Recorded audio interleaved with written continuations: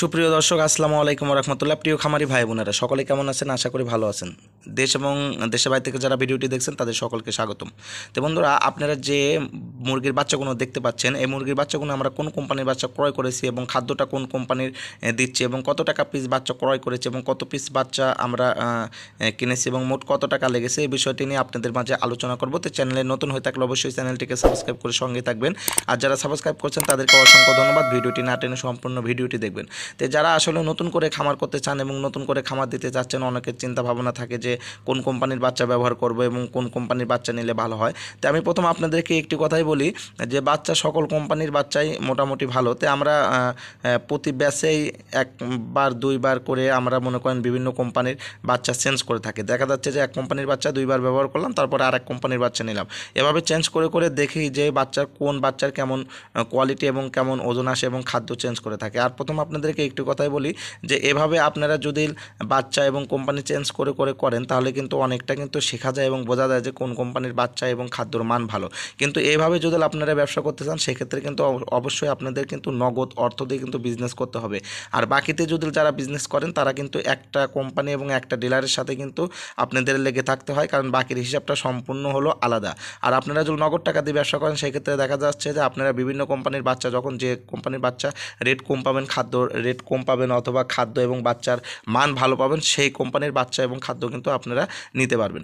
তো আমরা যে বাচ্চা এবং খাদ্যগুলো ক্রয় করতেছি, এর আগে আপনাদেরকে একটি ভিডিও দিয়েছিলাম যে খাদ্য কত টাকা বস্তা ক্রয় করছি। তো এই বাচ্চাটা আমরা কত টাকা পিস নিয়েছি এটা আপনাদেরকে বলি। এই বাচ্চাটা আমাদের পিস পড়েছে হলো 61 টাকা করে। জানেন যে বর্তমান বাচ্চার দাম কিন্তু বেশি, সেক্ষেত্রে আমাদের কিন্তু এই বাচ্চাগুলো প্রতি পিস বাচ্চার দাম পড়েছে 61 টাকা করে।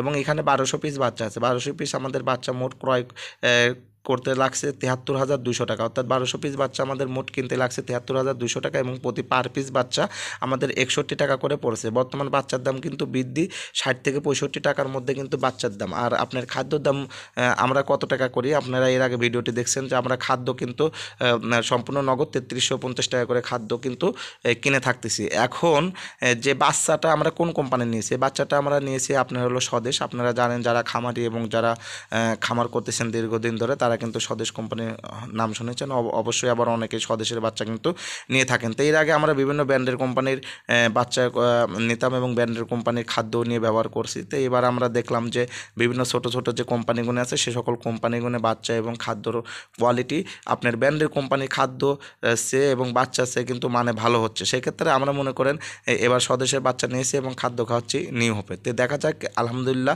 যে 30 দিন পালন করে কেমন রেজাল্ট আসে।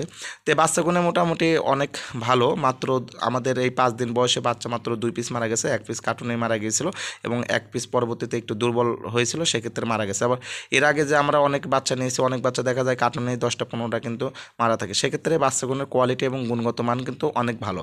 তো বন্ধুরা, আপনারা যারা নতুন করে খামার করতে চান এবং নতুন করে খামারে আসতে চান, সবসময় মনে রাখবেন যে নগদ টাকা দিয়ে ব্যবসা করবেন। নগদ টাকা দিয়ে ব্যবসা করলে আপনারা বিভিন্ন কোম্পানির সাথে আপনারা জড়িত থাকতে পারবেন। তো সকলে ভালো থাকবেন।